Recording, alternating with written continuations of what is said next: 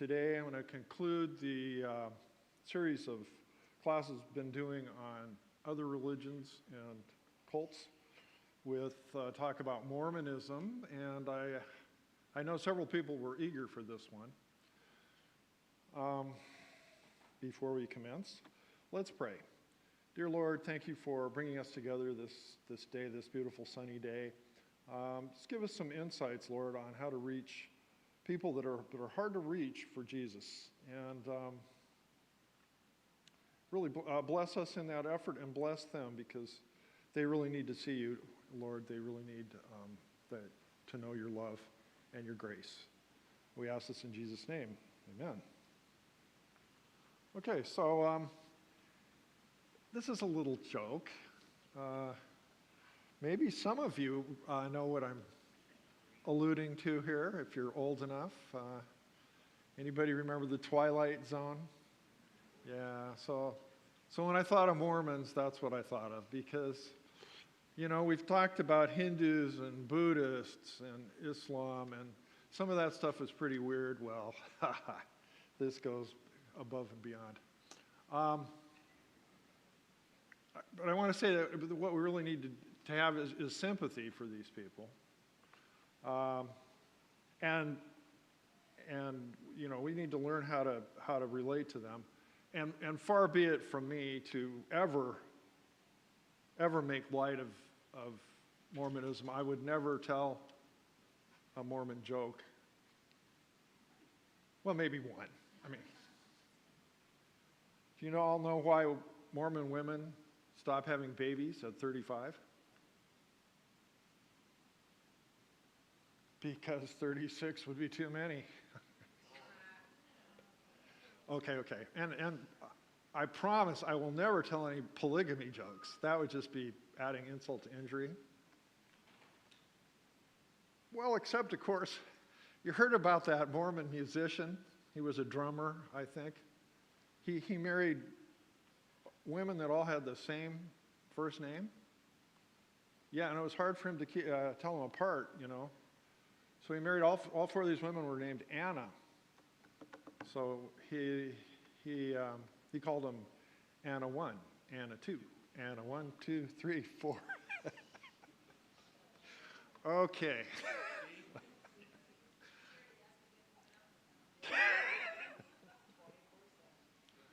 Okay.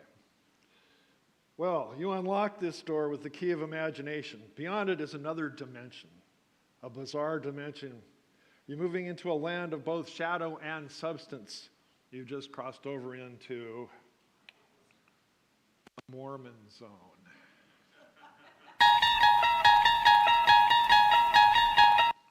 Okay.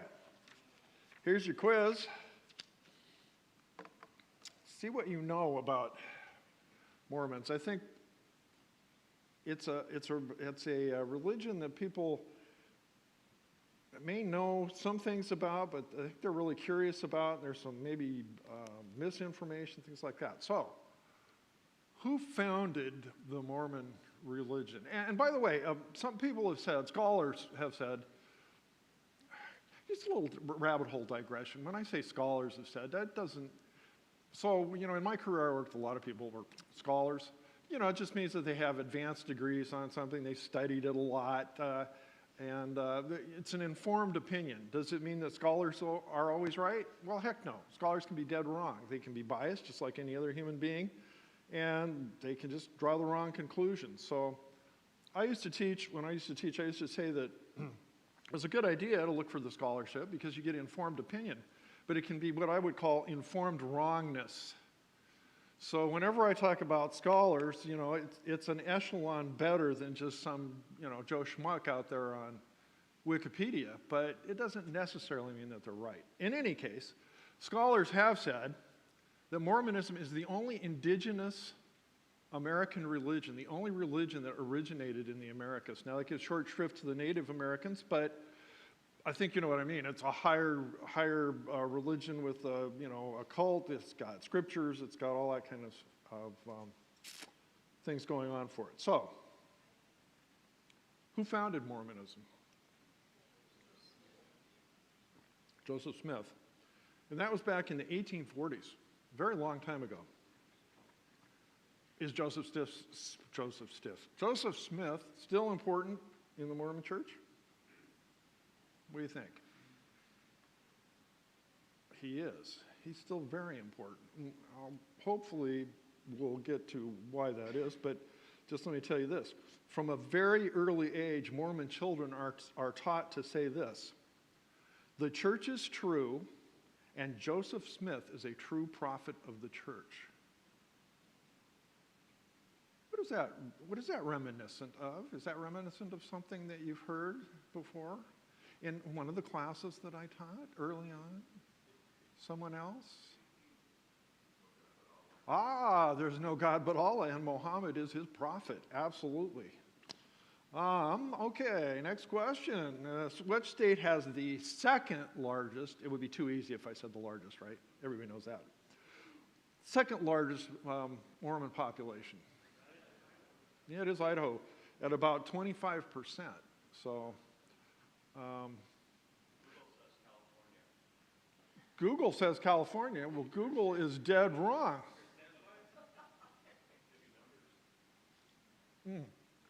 Absolute numbers, yeah, it could be.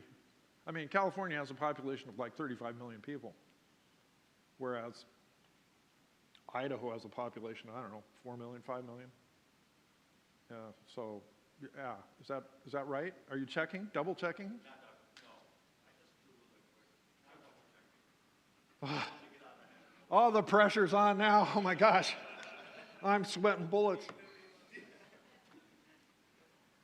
Well, you know, statistics are what they are. It kind of depends on when they're collected and things like that. I try to use the best stuff that I find out there, but you never know. But I really suspect it's Idaho. My wife has a second cousin who moved to Idaho Falls, Idaho, quite some time ago.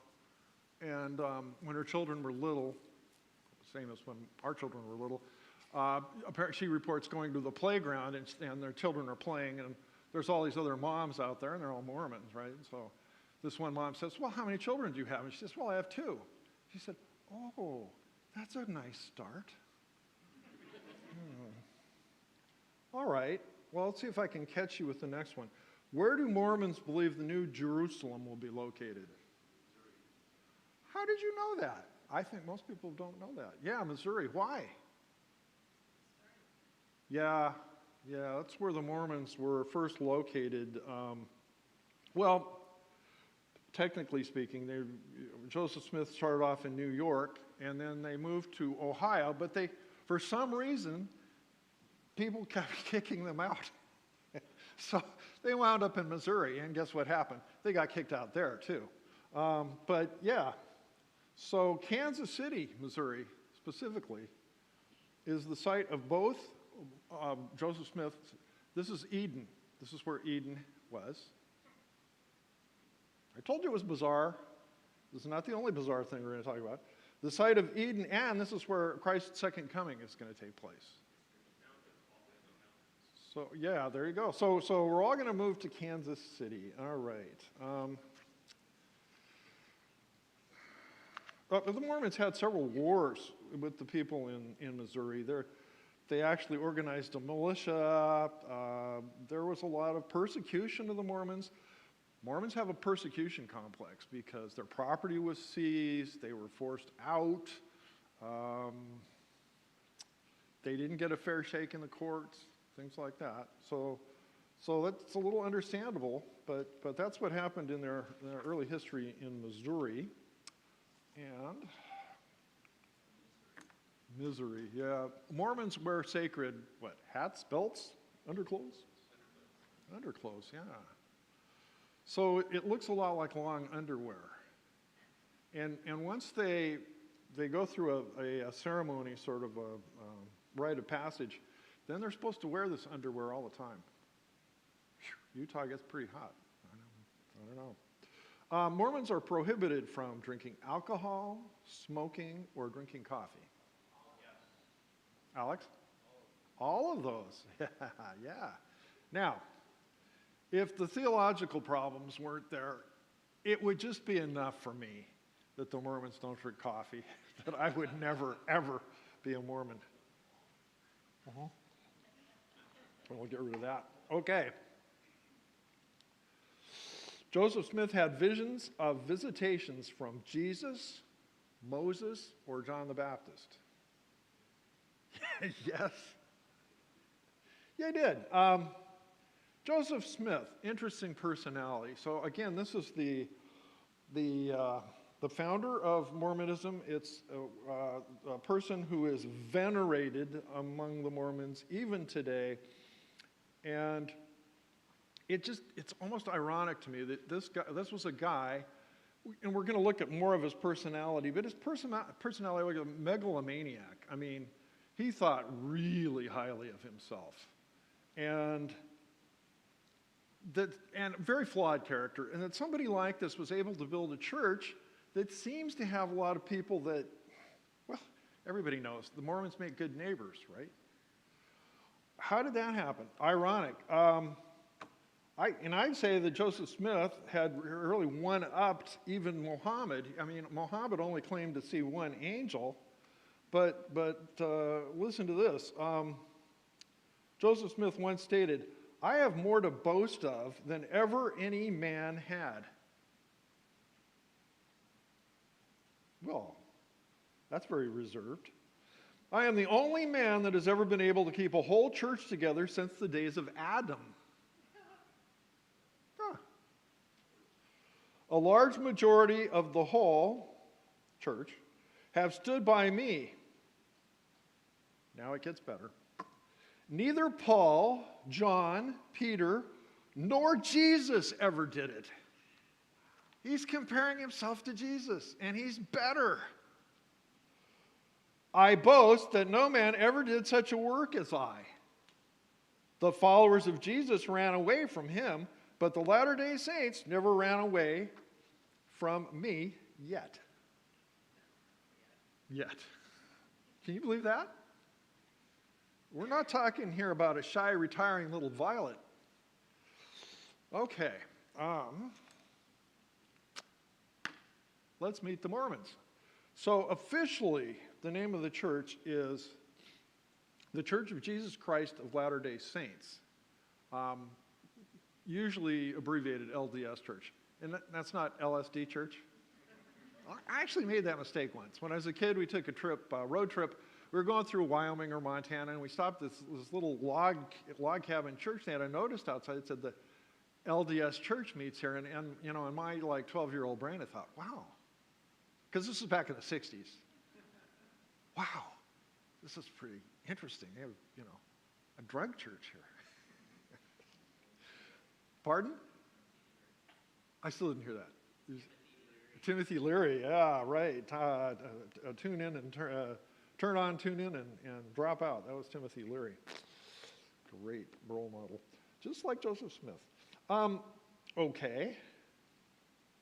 Let's see.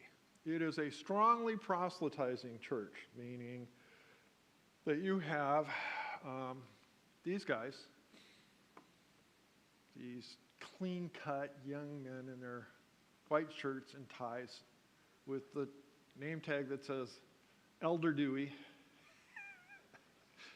Show up on your front porch and say, "Hi, would you like to rap about Mormonism?" Right?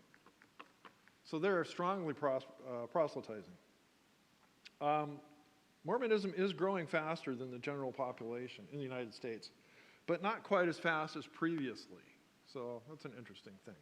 So the fertility rate, remember, is important in church growth, assuming that the children, the next generation, also grow up and become adherents of that church. Now, this seems to be strongly the case whenever you talk about fundamentalist type churches. Doesn't matter whether it's Christian, Jewish, Islamic, or whatever. The fundamentalist type folk, children usually follow their parents. So one scholar back in the 1980s, and he was a scholar. I mean, he was a statistician, he was a sociologist. He predicted that at that point, because of the high rate of fertility, much higher than it is now, Mormons were predicted to reach 250 million by the year 2000 or 2100, and be like 1/5 of the population of the United States. Doesn't look like that's going to happen now, but at one point it was. Now, it's really hard to tell why Mormonism is growing. Is it growing more because of proselytization? Is it growing more because of high fertility rates? And I couldn't really find statistics that were definitive on this point, but they have both things going on for them. It is an extremely wealthy church. It is estimated that the church, and they're very secretive about this, has a reserve fund of $100 billion. So they're just sitting on $100 billion. So they can buy anything they want to. Well, where does the money come from for the Mormon church? Yes. They all tithe, or they're all supposed to tithe. And if they don't tithe, if you were a Mormon, your local bishop would come around and ask you why you aren't tithing. So there's a new role for you, Stephen.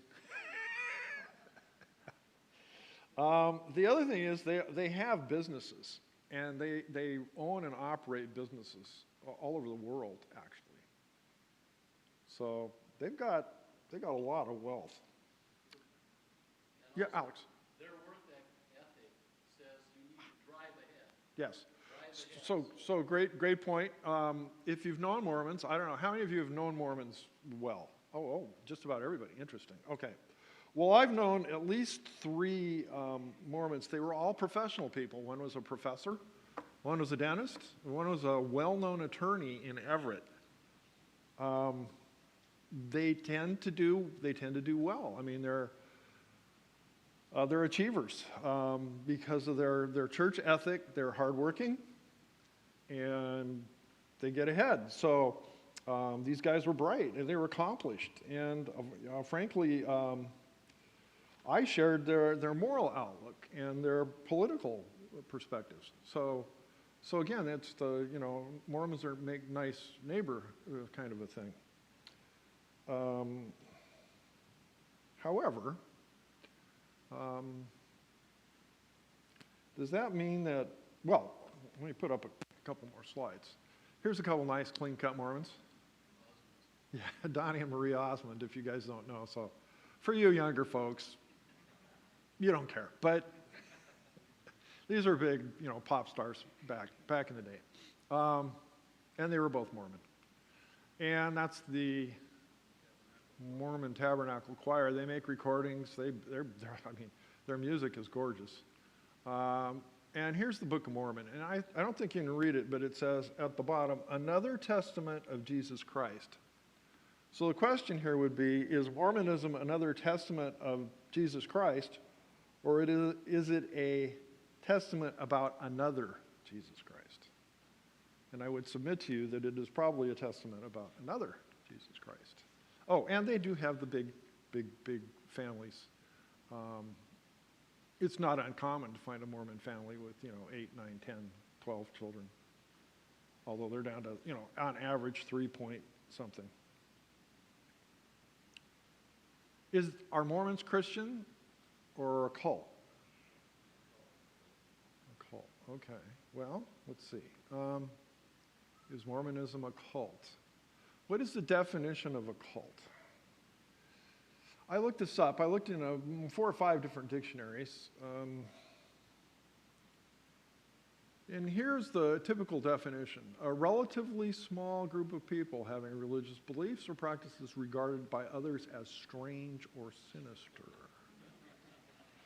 Well, I think the second part of that definition probably fits, but the first part, relatively small, I'm not sure it does.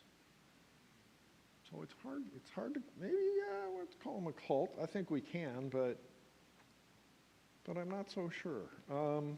Okay. Let's see. Are Mormons Christians?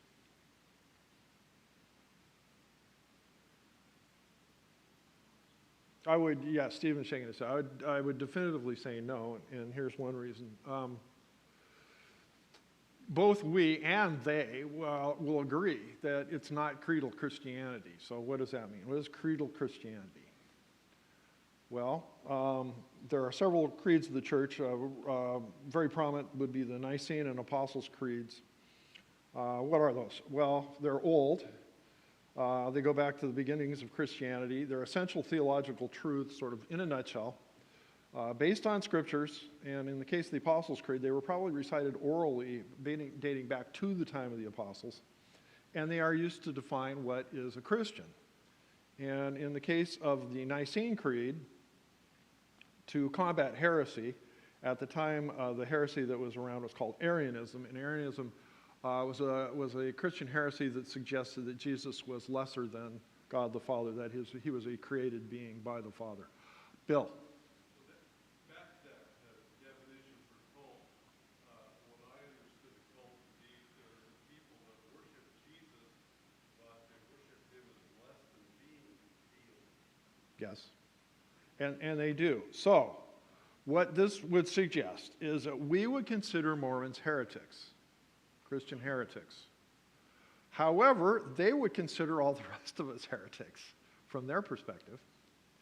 Yeah.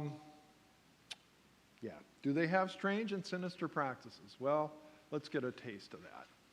What differentiates Christians from Mormons? They do not acknowledge the Apostles' or Nicene Creed. And they will not. And why do you suppose that is? It says Jesus Christ is fully God and fully man. Exactly. They won't go there. Why will they not acknowledge the creeds? Because the creeds definitively state that Jesus is both God and man, and the Mormons will not acknowledge that. Thank you, dear wife. This is my first wife. And my only one. Okay. They reject the saving grace of Jesus as sufficient. They do believe in the saving grace of Jesus. It's necessary, but it ain't sufficient. They believe in a purgatory-like stage between heaven and hell. And in that stage, you can still be saved. Strange, bizarre. Little loco poco here, poco loco. All right. They believe there have been many gods, and humans can become gods. I see some eyes widening. They believe that there have been many gods, there will be many gods. There have been many universes, there will be many universes. This is almost, you're getting in the twilight zone, we're getting into the outer limits. I think maybe we're getting lost in space. They place the Bible on a level secondary to Mormon scriptures, and particularly to the revelations given by their apostles. What are the Mormon scriptures? We'll get to this in a minute. I'm going to cover this, but what are the Mormon scriptures? Book of Mormon. Okay, that's right, but we're going to find out here the Book of Mormon probably isn't the primary Mormon. Very good, Alex. It's the Doctrines and Covenants, and we'll talk about that here. I'm sorry, Gary? And the Pearl of Great Price. Doctrines and Covenants, Pearl of Great Price. And there's one more that we'll talk about. It's called the King Follett Sermon. The King Follett Sermon. All right. And they believe that God was once human and did not create mankind. All right. We'll dive a little deeper into Mormon theology. What's the thing about that they believe that we were all existent in heaven prior to being born on earth? Okay. What Chris said is that they believe that we were all pre-existent. Yes. Mormons believe that human beings were pre-existent before that everything basically is matter. So it's a very materialistic perspective. Human spirits were around, but they just didn't look like Chris or Roseanne. They looked like, well, I hate to say it, but blobs of this or blobs of that.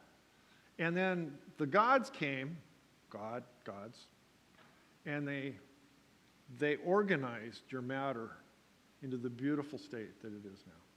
For instance, Jesus always existed before he was born in Bethlehem. Yes. Yes. But this is different. Alex. Don't they have the same problem as evolution? Who started the starting of the starting of the starting?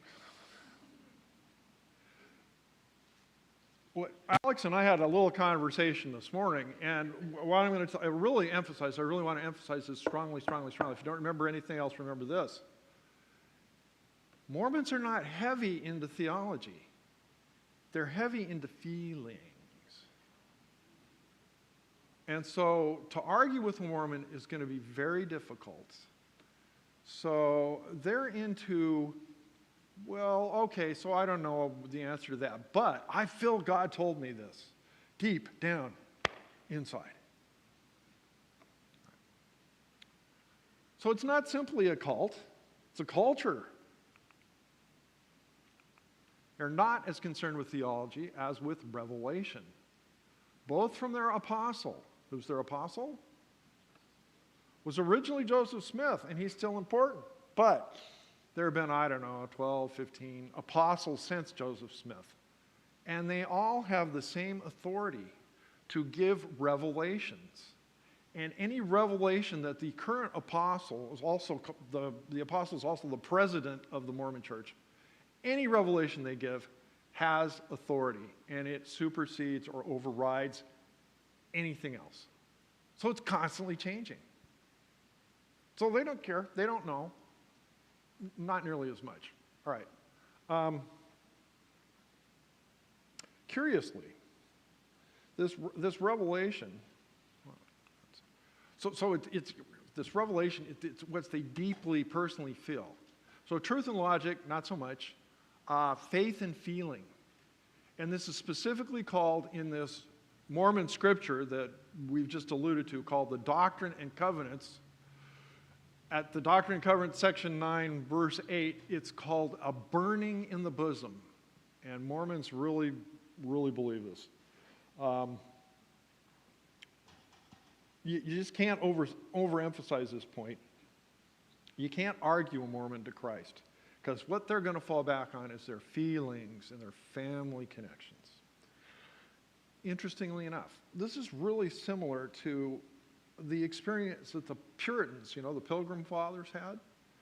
When they came to New England and, Plymouth Rock and all that, all the Puritans in the Congregational Church were expected to have a conversion experience, very similar to this.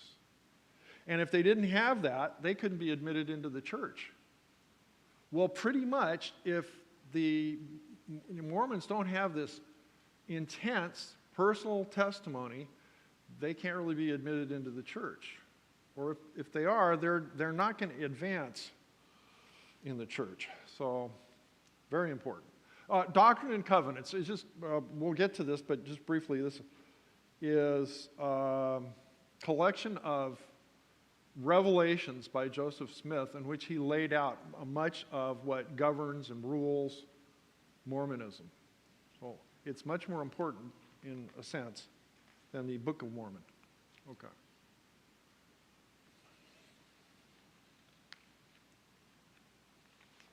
So Mormon culture, wow. What makes up Mormon culture? Anybody can think of some things that make a Mormon a Mormon? Yes, Shelley. Like they have activities like almost every day of the week. I mean, they keep their teens busy with their church activities. Right. We had a neighbor that was constantly inviting our kids to their various activities, and that was Great. life. Great. So Shelley said, they have activities every day of the week. They do. They keep the teens busy, so they can't go out and. Sorry, teens. I didn't mean that. I meant.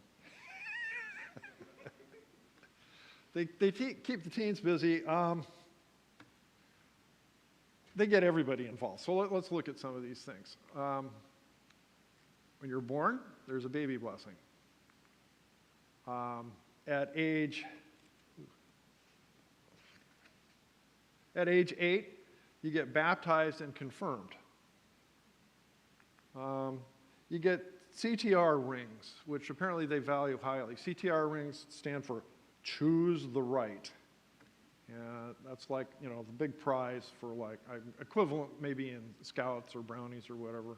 You get your brownie button and you get your choose the right ring. They have youth programs and adult programs at every stage and level of life. There is a male priesthood in Mormonism. And the male priests receive a patriarchal blessing, which involves laying on of hands. They receive a personal prophecy. And this is just for the guys. Mormonism is very patriarchal. They learn what tribe of Israel they descended from. I'm not kidding you. And the first priesthood is available to Mormon men at the age of 12. And they almost all do it. It's called the priesthood of Aaron at age 12. At age 18, you move on to the priesthood of Melchizedek. And all Mormon men who attain the priesthood can officiate for all Mormon ordinances. And if you're a Mormon man, there is no salvation unless you've gone into the Mormon priesthood. So they can officiate for things like, you know, weddings, baptisms, blessings, laying on of hands. Every Mormon is a priest. So the distinction we make between layman and clergy is not there in the Mormon church. They have a community assistance program that's extremely strong. I think Salvation Army, Goodwill, but it's within their church. If you're a Mormon and you're having problems, they will take care of you. And it's the local bishops that organize this. So every local area has a bishop. The bishops are making sure people tithe. They're making sure people go into these storehouses. The Mormons want to have supplies to last several years in case, you know, the apocalypse happens. And so they have storehouses of, you know, food and clothing. Chris, I'm sorry? Yeah, so Chris said, no one is unemployed in the Mormon church. They're going to all find something for them to do. So it's a whole social network.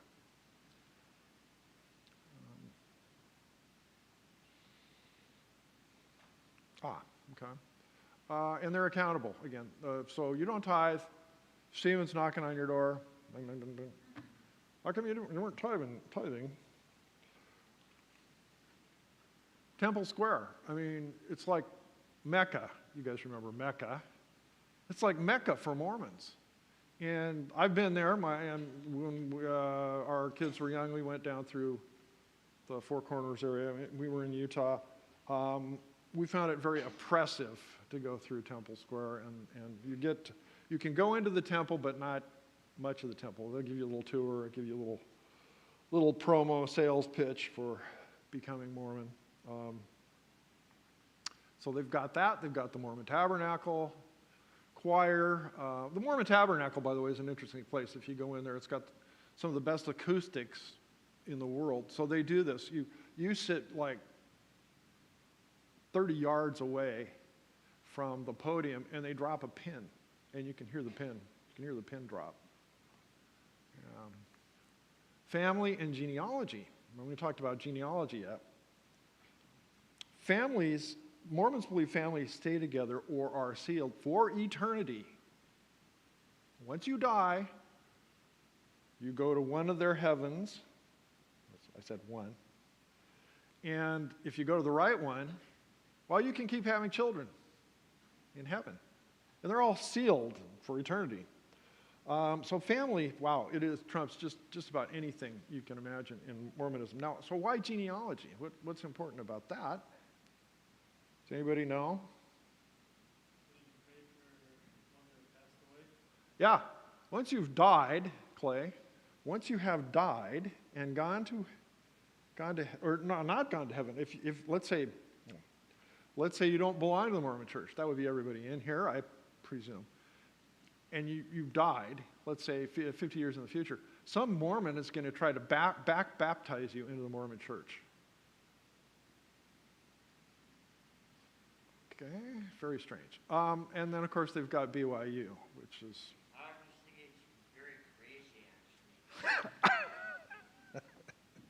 Okay, Danny has said it spot on. It's very crazy. Yeah, Gary, were you going to say? They have the mission too, right? Everybody's got to go for 2 years on a mission. Yes, everybody has to go for 2 years on a mission. And thank you for adding that. I should have got that down there. So that makes every Mormon male, and now I guess they're letting the women go on missions too. Very dedicated to spreading Isn't there also the church. a prestige to which degree you are? How many generations have been? Yes, I believe so. So I'm sorry, I'm grimacing. It's not because of the question, Alex. It's because I've been having a terrible bad back. Here's a little book. It's called Engaging with Mormons, and I found this to be really helpful, very useful. It says, the subtitle, Understanding Their World and Sharing the Good News, by a gentleman named Corey Miller. And Corey Miller grew up in Utah as a 7th-generation Mormon. Before he came to Christ as a teenager, he was 16. And now he's the CEO of a campus apologetics ministry.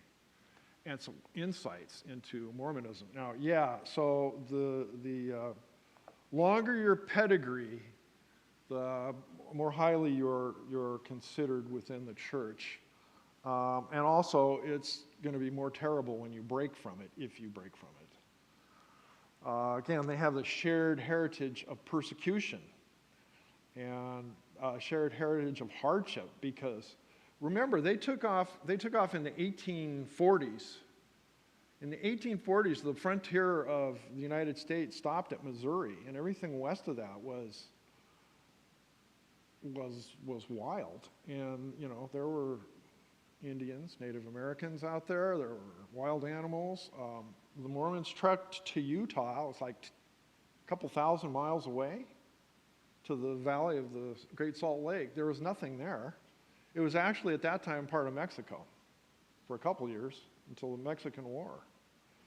So, and they did it, you know, your vision of the pioneers is what? What's the vision? What's the symbol of the pioneer going across the prairie? A covered wagon. The Mormons pushed handcarts across those mountains and through those rivers and stuff like that. So they really feel special. They do. And the longer you've been a Mormon, the more special you are. All right. So, my perspective, and this is me, that Mormons are deluded, and they really need to hear about Jesus. And so, again, it's been very difficult for me to bring some scriptural verses into this because I'm talking about other religions. But here's some verses that I'd like us to keep in mind. So let me read this. Brothers and sisters, my heart's desire and prayer to God for the Israelites, Mormons, is that they may be saved. For I can testify about them that they are zealous for God, but their zeal is not based on knowledge. Since they did not know the righteousness of God and sought to establish their own, they did not submit to God's righteousness. Christ is the culmination of the law, so that there may be righteousness for everyone who believes. Romans 10, 1 through 4. Can you imagine? It's not John Lennon, that's me. Can you imagine what would happen? That was supposed to be a joke. Never mind. If the Mormons were turned to the good side. Can you imagine? Can you imagine if we were like the Mormons in this one respect, the zealousness for Jesus? Can you imagine what we could do? There's a lot more of us than there are Mormons. Okay. Joseph Smith. Super important. So I'm going to cover his background, his revelations, career, wives, and his murder. Now, on the left-hand side is a painting of Joseph Smith, authenticated. We know that's Joseph Smith. On the right, there's a photograph. We think that's Joseph Smith. It would be the only one if it is. It was only discovered within the last couple of years. it was discovered by a descendant, like a great-grandson, of Joseph Smith in a locket that had been passed down, and you couldn't open this locket. It was stuck shut. And when he finally got around to taking it to jeweler, getting it open, here's this picture. So they think that this is a picture of Joseph Smith, the only one. Okay, background. Joseph was born in Vermont in 1805. But really early on, he moved to New York, upper New York State. Now, the upper part of New York State is not like the lower part of New York State. It's more like Vermont, New Hampshire, New England. And at that point in time, this was what they called the burned over district. Why? Why did they call this part of New York the burned over district? It was because there had been so many religious revivals that had swept through there, and the people were, it was like a cauldron being stirred, a bubbling cauldron of all kinds of different religious groups and ideas. And it wasn't uncommon for people in that area to have had visions. So because Joseph Smith had visions, he was not unusual in this part of the country. So that's where he's coming from. He's coming from New York, upper New York State, where a lot of people were adrift from their religion. Originally, the family had been Congregationalists in New England. But now, the Joseph Smith's family, they would go to different churches, and they didn't belong to any one church. But everybody was pretty much Christian. They just didn't know what flavor they were. Family moved very frequently. Some people said they were really shiftless. The Joseph Smith Sr. family, ne'er-do-wells, they lost several farms and to debt. And so that's the kind of family situation he was in. Now, this is quite interesting. Before I say that, this is quite interesting. Joseph and his father, apparently, were both obsessed with treasure hunting. They thought they were going to make their fortune. They were looking for, Spanish doubloons and things like this. They believed, like a lot of people then, even though they were Christians, in like magic formulas and rituals and water witching and all kinds of things like that. Joseph Jr., at one point during his career, he left the Mormon congregations, which I think they were in Missouri at the time, and he went back east to look for a treasure and didn't find it. And on March 20th, 1826, he was found guilty, Joseph Smith Jr., he was found guilty of disorderly conduct and treasure hunting in Bainbridge, New York. So this is a guy that was always out there looking for buried treasure. So keep that in mind. Joseph Smith could barely read or write. Now, he produced dozens of lengthy written items, so this is a little interesting. It's been suggested that he might have been a very brilliant and charismatic figure, but also he might have been a schizophrenic. So in other words, he was kind of nuts. The Mormons would not say that, but scholars suggest. Okay. And he was arrested not only for the treasure hunting, but later on for bank fraud. This was when he was the head of the Mormon Church in Missouri. He set up a bank, which failed, and he was arrested for bank fraud at that point. Okay. His first converts were his family and his neighbors. He translated gold plates to produce the Book of Mormon, and also translated the quote-unquote Book of Abraham in the King James Version of the Bible.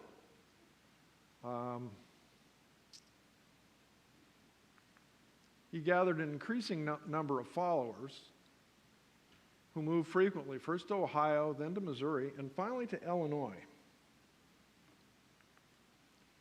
he became the secular leader of the town of Nauvoo, Illinois, as well as being the spiritual leader of the Mormon church. So the Mormons controlled this city in Illinois, which caused problems. It caused friction with people all around. At the time, there were like 5,000 Mormons in Nauvoo. Remember, this is the 1840s, early 1844. Nauvoo, Illinois was as big as Chicago as far as the population. He tried to run for president. He has a pretty elevated conception of himself. It didn't work. And then finally he became an open polygamist. So he was arrested, and while he was in jail, he was murdered by an anti-Mormon mob. Any questions so far? No? Okay. So, his revelations. At what age? I think he was 38. 1805 to 1844. 39? Chris? Are there copies of the original interpretations? No, except in one instance, which we will get to here. I think I need to jet along. His first vision was of Jesus. I mean, start big. In 1820, so he's only like 15, 16 years old. But he claimed to have seen Christ, God the Father, John the Baptist, Peter, James, John, and Elijah over the course of his life. His unique visitor was the angel Moroni. Has anybody ever heard of the angel Moroni?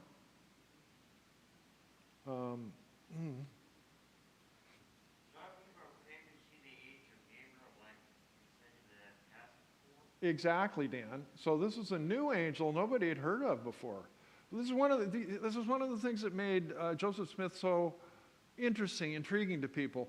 Other people were having visions, but they were usually visions of, Christ or Elijah or someone else, Moses. He was having visions of new things that people had never heard of before. So this is the angel Moroni. The angel Moroni sits atop all the Mormon temples, not the cross. That tells you something. Do you think angels would be from a Christian perspective, not a Mormon? Well, so this gets to the question, are Mormons Christians? The answer is probably no, but they take a lot of their material from Christianity. And Angels are Christian, right? well, yes, you're right, Dan. Angels are not Buddhist, angels are not Islam, angels are... Yeah, Dan, good point. Okay, so when he was about 16, the Lord heard me cry, this is a quote, the Lord heard me cry in the wilderness, and while in the attitude of calling upon the Lord in the 16th year of my age, a pillar of light above the brightness of the sun at noonday came down from above and rested upon me. I was filled with the Spirit of God, and the Lord opened the heavens, and I saw the Lord. Okay? Again, he sort of one-upped Muhammad, who only saw, just the angel Gabriel.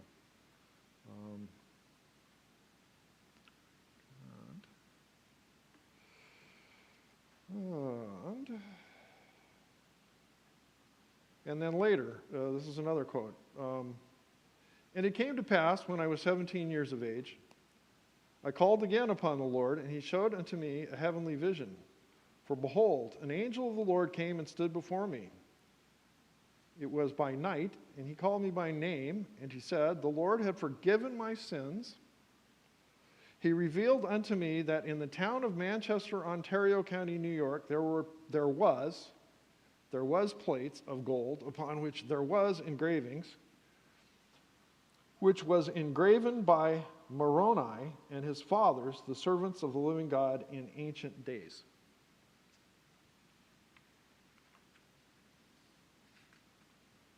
So, directed by Moroni, Joseph Smith dug up some of these ancient gold plates on which he found written the Book of Mormon.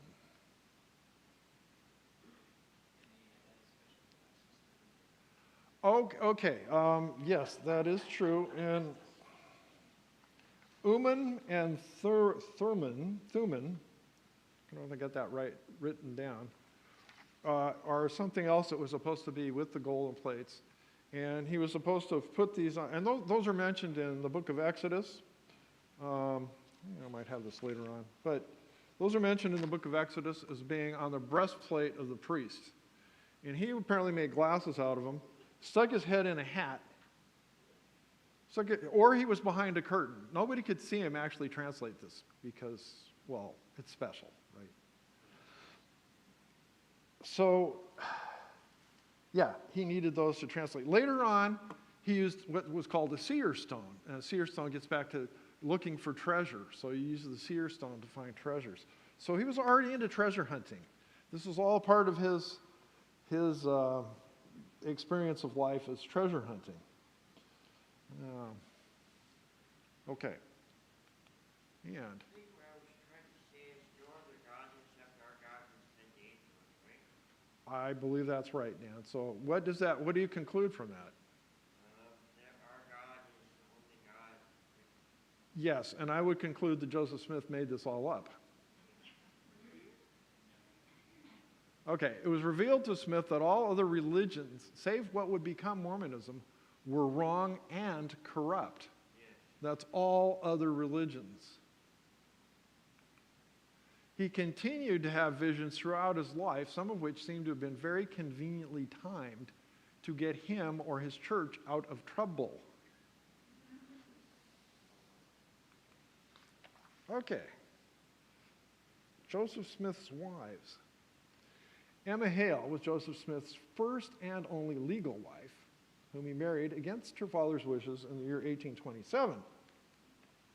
Emma was better educated than Joseph, and some people contend that she was the one that really helped him do these quote-unquote translations. In 1833, he married Fanny Alger, who was, not a legal wife.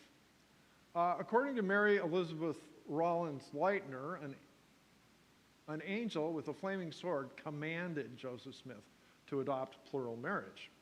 Now, Mary Elizabeth Rollins Lightner, an interesting person, when she married Joseph Smith, she was already married to another man, and they had 10 children.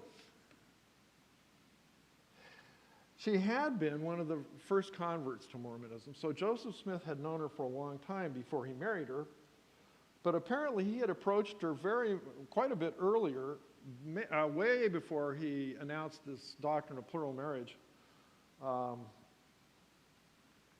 when she was probably around the age of 12. So what does that make Joseph Smith? A pedophile. And then, so Mary Elizabeth Rollins Lightner outlived Joseph Smith, and she became one of Brigham Young's wives. So she was in 2 plural marriages and still married to somebody else. Yeah. In all, Smith had about 40 wives. We don't know exactly how many. Think of how hard it would be to remember birthdays, including 10 teenaged wives. So definitely, by all definitions, I'd say a pedophile. I don't think I mentioned this. So there's more than one flavor of Mormonism. We're familiar with the LDS Church, Latter-day Saints. There was another branch, there is another branch, a large branch of the Mormon Church called it used to be called the Reorganized Church of Latter-day Saints, and now it's called the Community of Christ. They're mostly in the Middle West. They descend from Joseph Smith Jr., so there's another flavor. And then, of course, there are the fundamentalists, the ones that wouldn't give up polygamy. It's hard to know how many of those are because they sort of keep hidden, but estimates vary, maybe around 30,000 in the southern parts of Utah and some of those other states. They still adhere to polygamy and also to arranged marriages, often between cousins and uncles and aunts because there aren't that many of them. So they're highly inbred. So it kind of goes back to that old song, you know, the country song, I am my own grandpa. Anyway, yeah. Family tree has only one branch, as Chris says. Okay,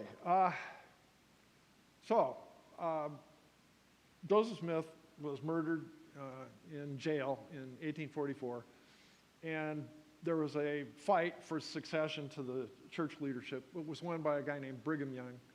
He became the second leader of the Mormons after he won an election over Joseph Smith Jr., who again went on to form the reorganized Church of the Latter-day Saints. Brigham Young is the guy that led the Mormons' exodus to Utah, where he presided over the church as president and apostle until his death in 1877. He was responsible for, this is the infamous Mountain Meadow Massacre. There was I don't know, fortune smiled on the Mormons because as soon as they got to Utah, what happened? We discovered gold in California. So then what happened? All these gold seekers were going through Utah to get to California.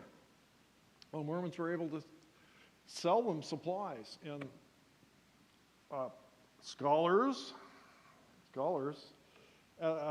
indicate that, you know, that's really how the Mormons became very successful and made their money, off of these wagon trains that were going through Utah to reach the gold in California.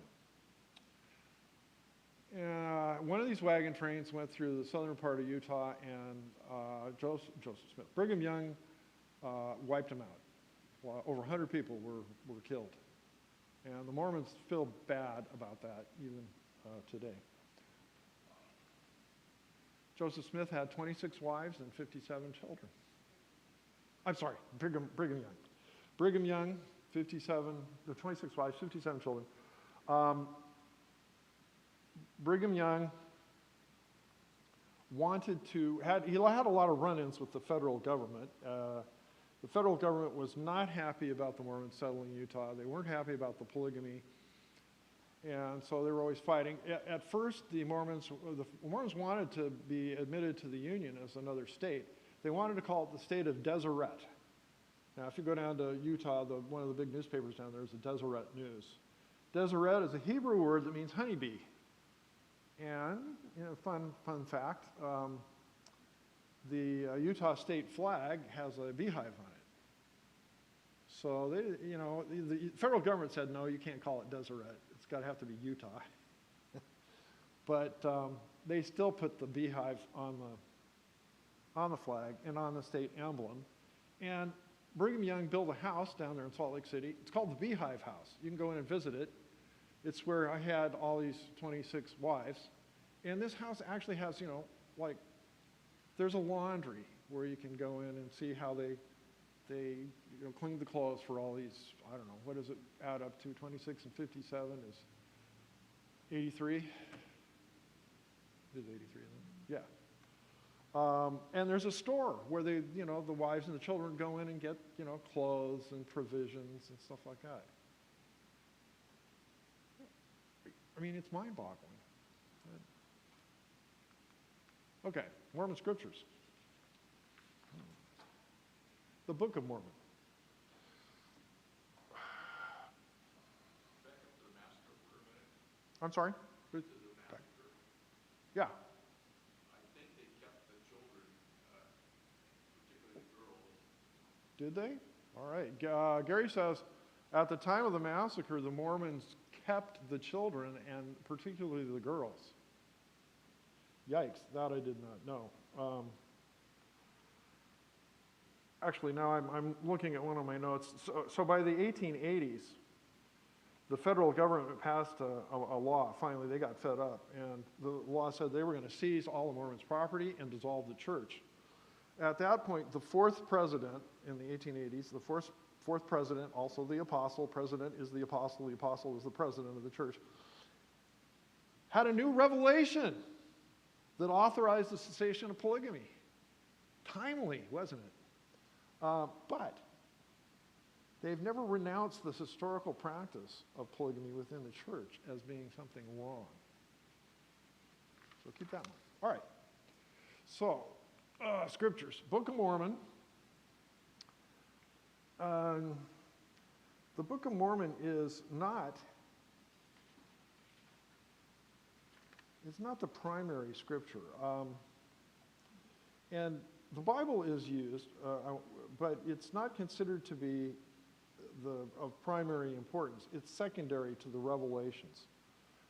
Smith used the Bible, but he thought it was full of errors, and so he started a translation that never got published in his lifetime. And even now, the Mormons do not use that translation.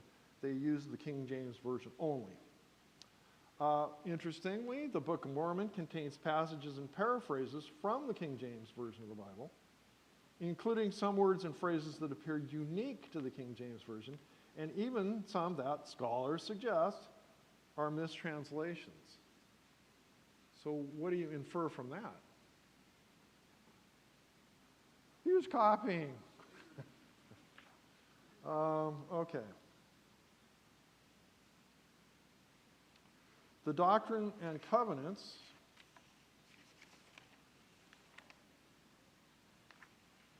There we go. Oh, yeah. The Doctrine and Covenants. We're going to get to this in just a second, and I'm really getting close on time. So I'm going to cover this and the King Follett sermon. Let's keep moving on. Not the main doctrinal or theological Book of the Mormons. It really resembles more like a history you would find in the Old Testament.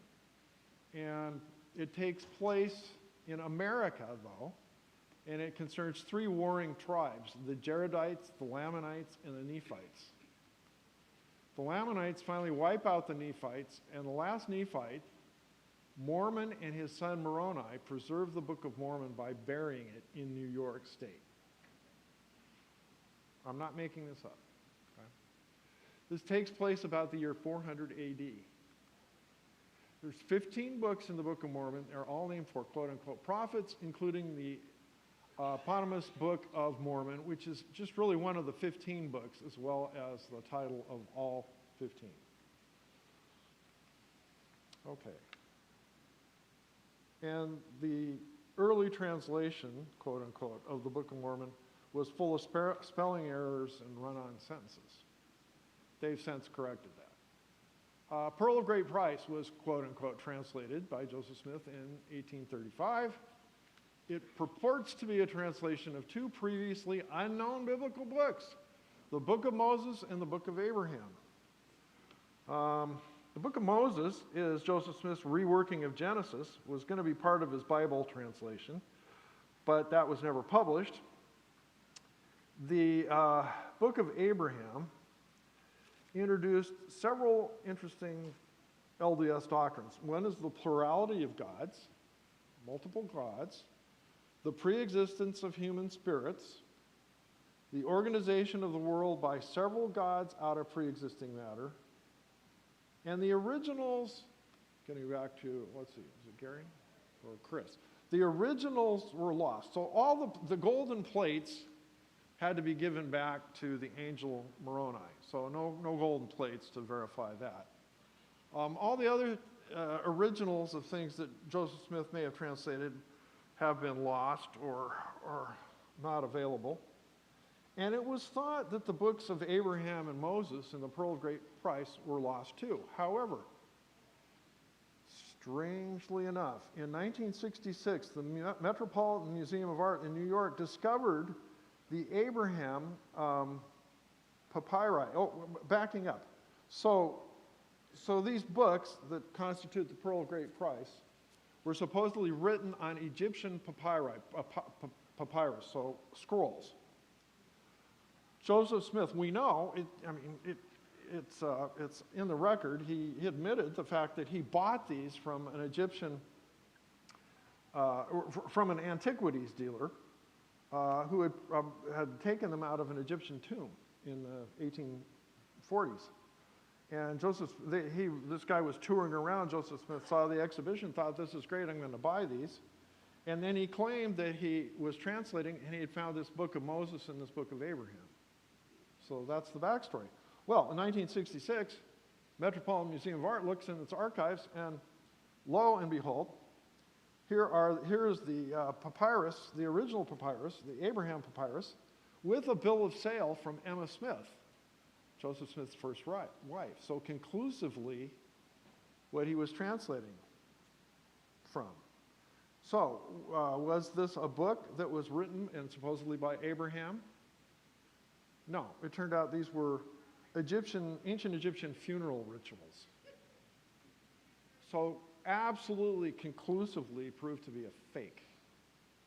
Yeah, how does the Mormon Church explain this? Well, yeah, it's a fake, but he was still inspired by it. Okay. So again, Mormons can dance around almost any logic or factual information you're going to give. Okay, moving on.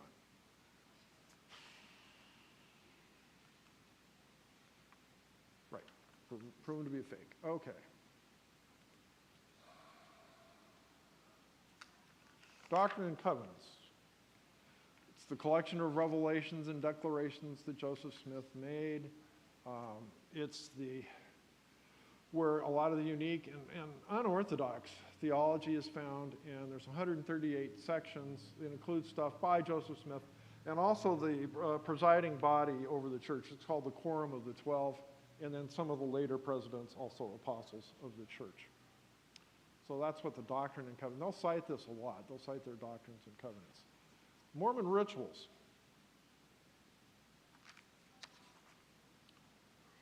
So they have an endowment ritual, a sealing ritual, they give tokens, they have a naming rituals and handshakes.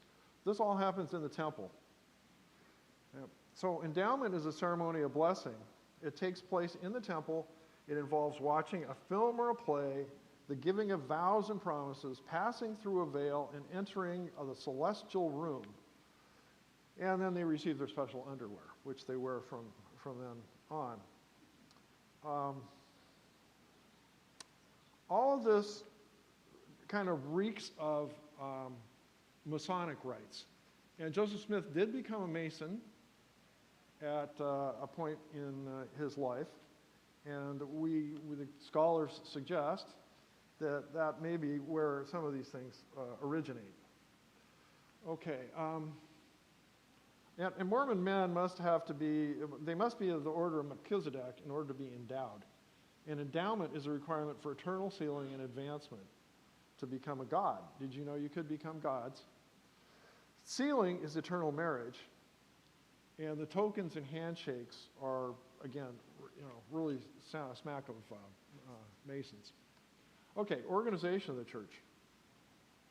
So there's a general administration over the entire church, which consists of the first presidency, which is equal to the apostle, and then there are 2 counselors. So there's 3 guys at the top. Then there's a quorum of 12 apostles. There's a presiding bishopric, and the bishop is the president of the Aaronic priesthood, and there's also the president and apostle. Then all those people at the top, the apostle, the counselors, the quorum, they're considered to be seers, revelators, and prophets. So they can all have revelations. Then there are regional and local administrations, and those consist of wards and branches. Those are like local congregations. Wards are bigger, branches are smaller. There's stakes and districts, so that would be a stake would consist of maybe 6, 7, 8 wards, and district is a smaller version of a stake. And then areas, and areas are the large administrative district. There are 17 areas outside North America and 6 inside North America. There are 23,000 wards in the Mormon Church, and they have 173 temples. So congregations meet in meeting houses, not in temples. Temples are for these ceremonies and ordinances, not for regular church gatherings. There is no professional clergy in the Mormon Church. So there are no trained, seminary trained, they're all the laymen volunteer to do this stuff. Temples have no windows.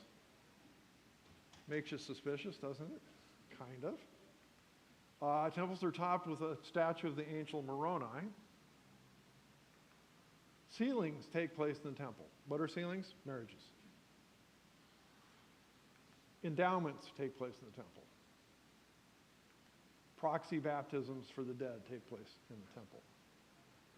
Temple has several floors. The highest floor is where the celestial room is. And again, we've talked about this. Mormons believe they can baptize people into the church. Okay, Mormon theology. The current apostle of the church can make revelations that supersede anything else, previous doctrines of the church, anything in their church scriptures. The Trinity, they believe the Trinity is three entirely separate beings. So they are not Trinitarians. So they cannot acknowledge, again, the creeds of the church. This is an interesting one. Jesus and Satan are brothers. Wow. Jesus and his followers, and Satan and his followers, had a primordial battle back before the beginnings of everything. Jesus won, Satan lost. Jesus is Yahweh of the Old Testament. Now, some of these things seem inconsistent, don't they? They are. It's not your imagination. The Holy Spirit is a child of God the Father. Wow. All I can say is, my. There's an eternal progression from human to God. So you can all grow into gods if you're a Mormon. Uh-oh. I think God is bound by matter in existence. All existing churches prior to the LDS church are wrong. Elijah gave Joseph Smith the authority to seal and loose on earth. They also believe there are numberless universes, numberless gods, multiple tempters and redeemers in the past and more to come in the future. God is a literal father of humans, which implies a heavenly mother. Angels are of the same primal spirit children as humans. Therefore, the angel Michael is also Adam, and the angel Gabriel is also Noah. Mormons believe that one must accept Joseph Smith as a prophet in order to attain salvation. Salvation, okay. Depends on accepting Christ, but then keeping the ordinances of the church. 3 levels of heaven: the telestial, the terrestrial, and the celestial. And you must work your way to the ultimate goal, which is the celestial. In the celestial heaven, you'll be sealed eternally to your family and have more children. And you can evolve into a god yourself. And then there's an intermediate stage between death and heaven called the spirit world. As part of salvation, you're expected to get married. You're expected to tithe, and you may be examined on this. You're expected to attend ceremonies in the temple, as well as meeting in your local congregations. You're expected to abstain from alcohol, tobacco, coffee, and tea. And you must work to undo any wrongs that you have ever done in your life. In other words, it's an extreme works-based theology. Ooh. And I'm back at the beginning. And that's all. Questions? Nobody's going to ask questions. I know it's time to go.